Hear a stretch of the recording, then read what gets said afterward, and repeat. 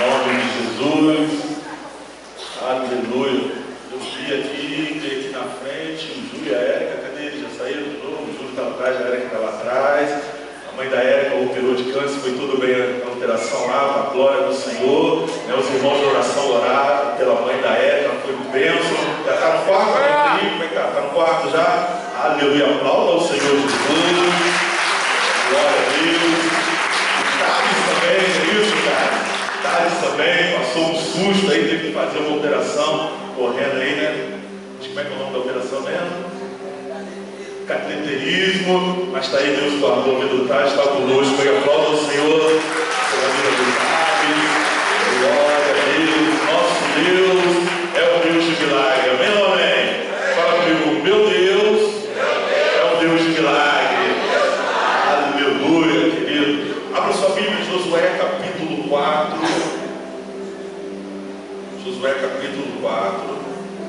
Vou ler alguns versículos.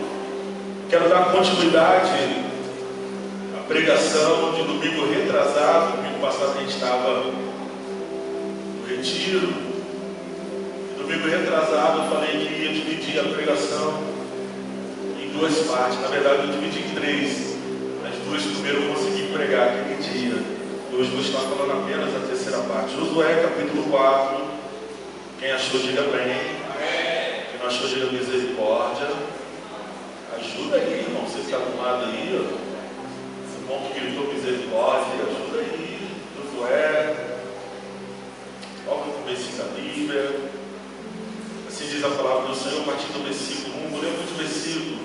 E sucedeu que quando todo o povo terminou de atravessar o Jordão, o Senhor falou a Josué dizendo: toma 12 homens do povo, um homem de cada tribo, e ordena-me dizendo: tomai daqui do meio do Jordão, no lugar onde os pés dos sacerdotes permaneceram firmes, 12 pedras, e carregai-a convosco e deixai o alojamento, onde vos alojareis esta noite. Dá um pulinho lá no versículo 20.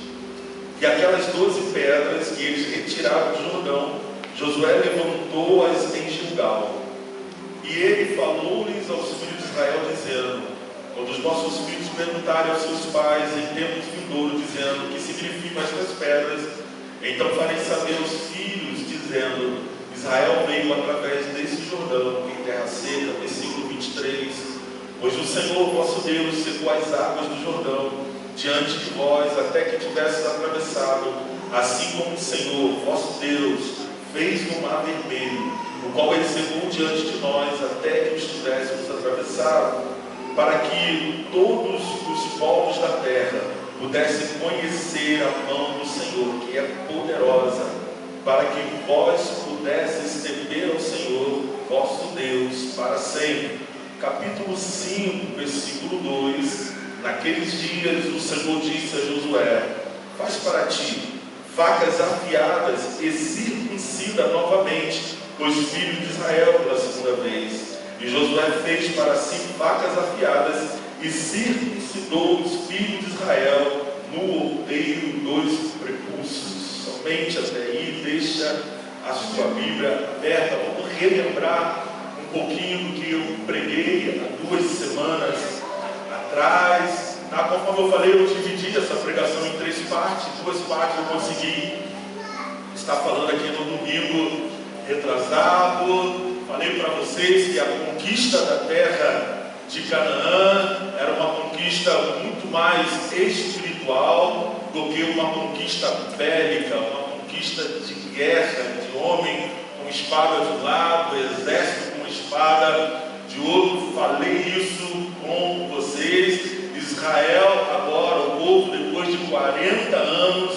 eles estão agora ali de frente para a terra prometida, de frente para a terra que manava leite e mel, de frente da promessa que Deus tinha para aquele povo. Então Israel atravessa o mar do Jordão e Deus fez um milagre ali, tá? Assim que os sacerdotes colocaram os pés nas águas, as águas do rio Jordão se pararam, igual fizeram no Mar Vermelho, e o povo atravessou a pé, e estava agora diante deles Canaã. Só que Canaã estava ocupado pelos cananeus, pelos heteus, tinha povos inimigos que se apoderaram das bênçãos Então a terra era boa, a terra manava leite e mel, mas eles precisariam lutar para conquistar a terra, eles precisariam lutar para conquistar a bênção que Deus tinha para eles. Mas antes deles irem para a guerra, antes deles irem para a luta, antes deles conquistarem a bênção que Deus tinha para eles, Deus dá duas ordens para eles. Antes deles lutarem, antes deles irem para a guerra, Deus dá duas ordens para eles. A primeira ordem foi essa que nós lemos aí. Deus manda eles pegarem 12 pedras do Rio Jordão, tirar lá do meio do Rio Jordão, e Moisés ele tinha que fazer um memorial. Josué, falei tanto de Moisés, é isso? E Josué ele tinha que fazer um memorial. Para que ele tinha que fazer memorial? Nós falamos muito sobre isso na outra pregação, está lá no YouTube, você pode estar vendo no YouTube, também no aplicativo da igreja. Por quê, queridos? A terra que eles iam possuir era bênção, a terra que eles iam possuir era terra boa que manava leite e mel, mas tinha inimigos naquela terra, eles teriam que lutar para conquistar aquela terra, teriam que pegar espada para conquistar aquela guerra, e na luta, querido, muitas vezes bate o desânimo, a luta muitas vezes bate o cansaço, na luta muitas vezes a gente quer desistir de lutar, na luta muitas vezes a gente até acha que o inimigo, que o nosso oponente é muito maior, é muito mais forte do que nós. Então Deus manda Josué fazer esse memorial, porque todas as vezes que ele olhasse para aquelas pedras, todas as vezes que ele olhasse para que o povo olhasse para aquele memorial, eles iam lembrar de quem era o Deus que eles estavam servindo. Um Deus que abriu o Jordão, um Deus que abriu o Mar Vermelho, um Deus poderoso que caminhou com eles durante 40 anos no deserto, um Deus que foi dando vitória, vitória, vitória, vitória para eles. Eles iam saber que esse Deus, lembrar desse Deus poderoso. Então, no momento de desânimo, eles iriam olhar aquele memorial e iam lembrar: eu posso até estar desanimado agora, mas eu sirvo um Deus poderoso, eu sirvo um Deus que abriu o Jordão, eu sirvo um Deus que abriu o Mar Vermelho, eu sirvo um Deus que fez a gente atravessar esse deserto 40. Eu sirvo um Deus poderoso. Toda vez então que os inimigos viessem contra eles e eles pensassem que aquele inimigo fosse mais forte do que eles iriam olhar esse memorial. E falei também, aplicando para as nossas vidas, que nós devemos fazer memoriais em nosso coração. Nós devemos fazer memorial e colocar lá na estante do nosso coração, porque todas as vezes que nós estivermos enfrentando lutas, toda vez que nós estivermos enfrentando batalha, a gente dá um pulinho lá naquele memorial e olhar e ver de onde Deus nos tirou, e ver o poder de Deus na nossa vida, e ver como Deus nos curou, como Deus nos libertou, como Deus restaurou, como Deus abriu a madre, como Deus construiu uma nova vida, uma nova família. Nós vemos o que Deus fez na nossa vida, a gente se lembrar desse Deus para depois partir para a conquista da terra de Canaã. Essa foi a primeira ordem. E a segunda ordem que Deus dá para os seus filhos, e é isso que eu quero estar falando hoje, é isso que eu quero estar pregando hoje. Está em Josué capítulo 5, versículo 2, nós lemos aí, mas eu quero ler de novo, e está falando: naqueles dias disse o Senhor a Josué: faz para ti facas afiadas e circunda novamente os filhos de Israel. A primeira ordem então de Deus antes da conquista da terra era fazer um memorial. A segunda ordem então era circuncidar o povo de Israel. Deus estava falando para aquele povo: olha, lembrem-se a quem vocês pertencem. Essa circuncisão era para eles lembrar a quem eles pertenciam. Veja bem, 600 anos antes, Deus havia iniciado a prática da circuncisão dos homens. Deus ele disse a Abraão, está lá em Gênesis capítulo 17, versículo 11: a circuncisão será o sinal da aliança entre mim e vocês. Deus fez uma aliança com Abraão. E Deus falou: olha, a circuncisão, ela vai ser o sinal da aliança entre Deus, entre mim e vocês. 8 dias de nascido, todo hebreu, todo judeu, ele deveria ser circuncidado. Por quê? Porque ele era filho da aliança, ele pertencia a Deus. Mas pastor, que negócio é esse de circuncisão? O melhor jeito, querido, de explicar, talvez até de uma forma assim meio ignorante, mas seria a mesma coisa hoje em dia, parecido mais ou menos. Hoje em dia, a operação de fimose, que é feito no órgão genital masculino, quase aquilo dali, tá? Só que a circuncisão é um pouquinho mais profundo, tá? Então era a marca, era a aliança de Deus com o seu povo. Vem comigo, querido. Durante os 40 anos que eles passaram ali no deserto, tá? 430 anos eles ficaram escravos no Egito. Agora eles estão indo para a terra de Canaã. 40 anos na terra ali de Canaã. Os filhos que nasceram no deserto não foram circuncidados. Aqueles que saíram do Egito, que ficaram escravos ali 430 anos no Egito, esses já estavam circuncidados. Mas durante esses 40 anos que o povo peregrinou ali no deserto, eles não foram, os homens não foram circuncidados. Eles passaram todo esse tempo ali e essa prática ela foi abandonada.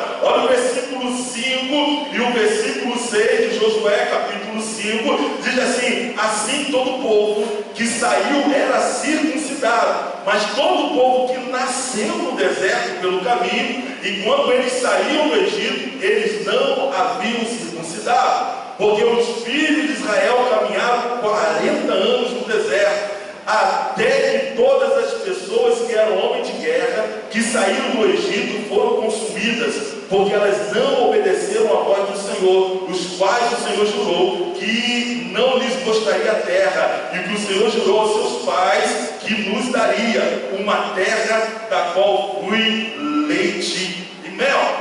Então aquele povo que saiu do Egito, eles não herdaram a terra. Somente os filhos dele, por causa da desobediência, da murmuração, da reclamação, eles não herdaram a terra prometida, mas os filhos deles então iriam herdar essa terra. Mas antes de herdar essa terra, Deus dá uma ordem a Josué que todo o homem ele deveria ser circuncidado. Mas por que isso? Porque Deus queria que o povo lembrasse a quem eles pertenciam. A circuncisão era uma aliança entre Deus e o seu povo. É igual a aliança de casamento. Eu estou sem aliança de casamento porque eu engordei um pouquinho, então ela não cabe mais. Mas a pastora já tem me cobrado há alguns anos eu comprar aliança, colocar. Mas toda vez que você olha para a sua aliança de casamento, o marido ele lembra que ele tem uma aliança com a esposa. E a esposa, quando olha para a sua aliança, ela lembra que ela tem uma aliança com o seu marido. Então Deus ele faz isso para que o povo lembrasse a quem eles pertenciam. Eles tinham um dono. A circuncisão também, querido, era uma separação simbólica do passado. O passado estava ficando para trás. A vida de escravidão do Egito, a vida de sofrimento do Egito estava ficando para trás. No versículo 9, assim diz a palavra do Senhor: e o Senhor disse a Josué: neste dia eu revolvi, eu tirei, eu arranquei de sobre vós a reprovação do Egito. Então daquela circuncisão Deus estava tirando, arrancando toda a escravidão que eles tinham passado, os pais deles tinham passado no Egito. O ato daquele povo obedecer a Deus estava declarando uma nova identidade. Somente o ato daquele povo obedecer a ordem de Deus de se circuncidar, eles estavam estabelecendo uma nova identidade. vocês não são mais aqueles que vocês eram. Vocês agora pertencem a Deus. Vocês não são mais escravos, mas agora vocês são livres. Vocês não estão mais em amarras, agora vocês estão libertos. Quem está entendendo, diga amém. Qual é a mensagem então de Deus para o povo hebreu antes deles herdarem, antes deles entrarem na terra prometida? A mensagem era: lembre-se a quem vocês pertencem. Era para lembrar, era para eles trazerem a memória, porque eles iam entrar em guerra.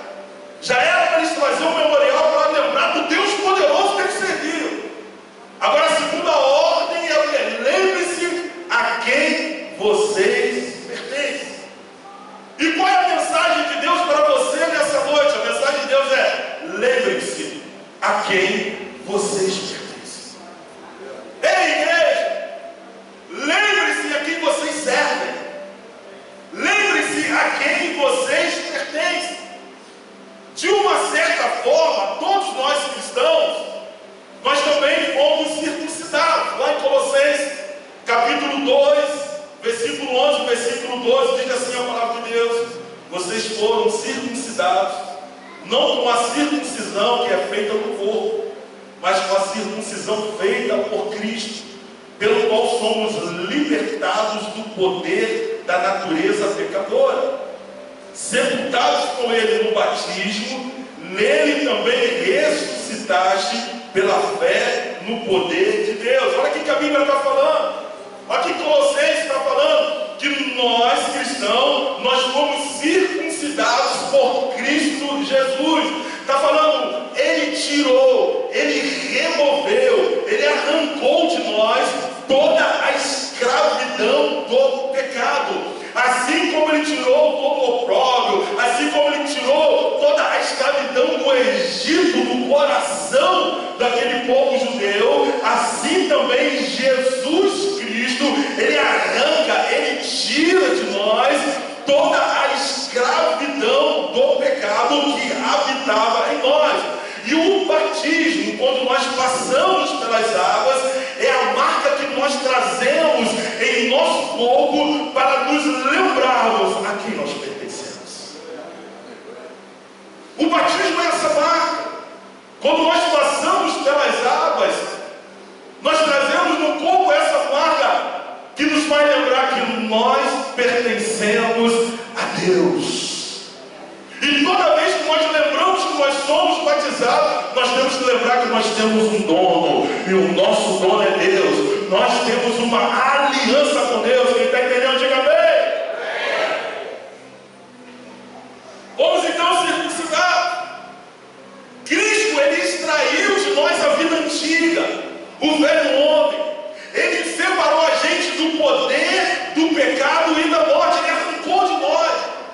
Cristo, Ele separou você do poder e das tentações do mundo. Quando você entregou o seu coração para Jesus, quando você passou pelas águas do batismo, Ele arrancou de você todas as tentações do mundo. E a partir daquele momento, querido, você não é mais a pessoa que você costumava ser. Seu eu antigo, ele não existe mais. A vida antiga de pecado perdeu seu poder. É que Deus estava falando ali para Josué: circuncida esse povo. Aquela vida passada não pertence mais. Aquela vida de escravidão não pertence mais. Aquela vida de faraó não pertence mais. Agora você é um novo você. Agora vocês são libertos. Agora vocês vão ter uma nova vida. Agora vocês me pertencem. Quando Cristo morreu, você também morreu. Quando Cristo foi sepultado, você também foi sepultado com Ele. Quando Cristo ressuscitou dos mortos, você ressuscitou com Ele. Ei, deixa eu te falar uma coisa: você é um novo você. Fala assim comigo: eu sou um novo eu. Fala para o irmão do lado: você é um novo você. Você é um novo você. Olhe para você. Você não é mais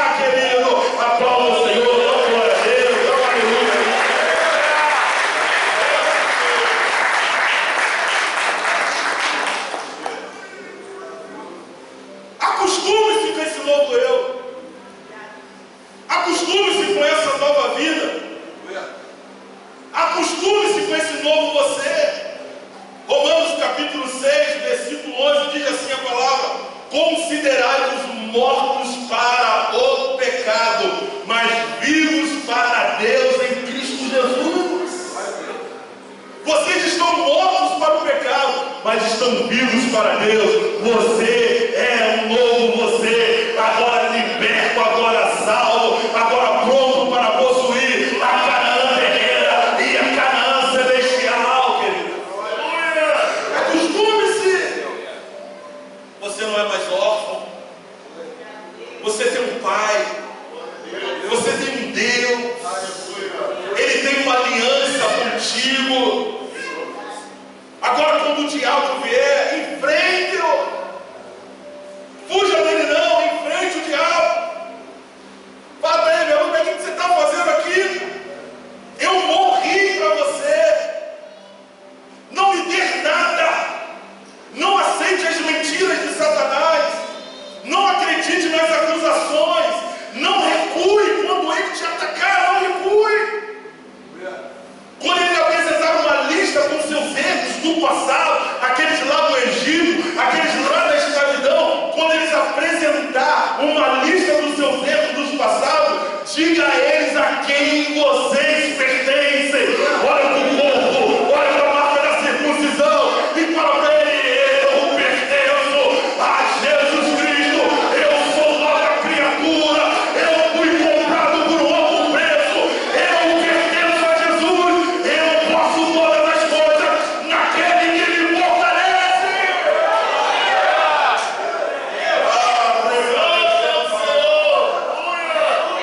Lembre-se a quem vocês pertencem. Olhe para as marcas da circuncisão. Olhe para as marcas do batismo na água. Olhe o que Deus fez na sua vida. Lembre-se, vocês pertencem a Deus. O mundo já não faz parte mais da sua vida. Aquele velho homem morreu.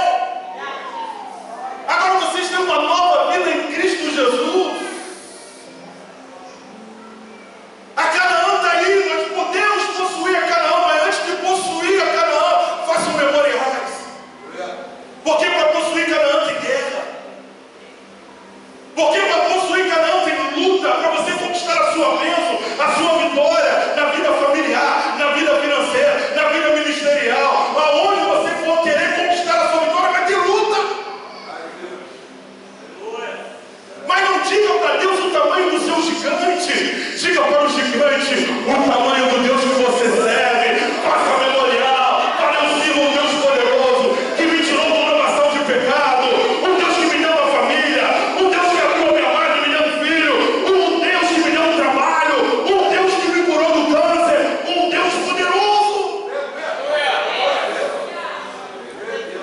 E lembre-se quem vocês pertencem.